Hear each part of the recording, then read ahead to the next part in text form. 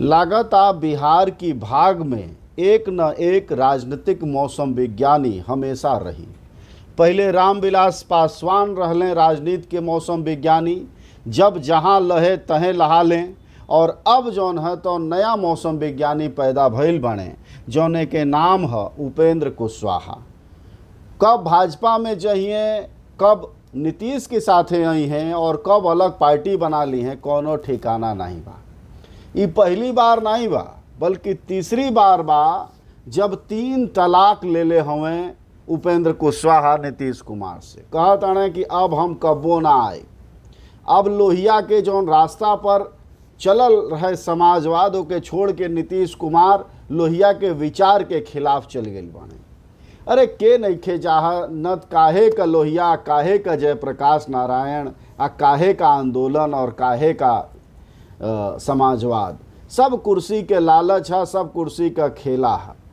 खैर, असल जानकारी ई बा कि पिछले एकाध महीना से लगातार टसन नीतीश कुमार और उपेंद्र कुशवाहा में ऐसा ठनल रहल है कि उपेंद्र कुशवाहा फाइनली कल सोमवार के पार्टी छोड़ देहलें, एमएलसी पद भी छोड़ देहलें और अब आपन एक ठे नया पार्टी बना ले बाणे, जौने के नाम है राष्ट्रीय लोक जनता दल। समझ गईला लोग, एगो मतलब आरजेडी राष्ट्रीय जनता दल लालू के पार्टी और नीतीश का पार्टी जदयू जनता दल यूनाइटेड, दोनों से नाम मिला के तीसरा एक नाम पा गए राष्ट्रीय लोक जनता दल।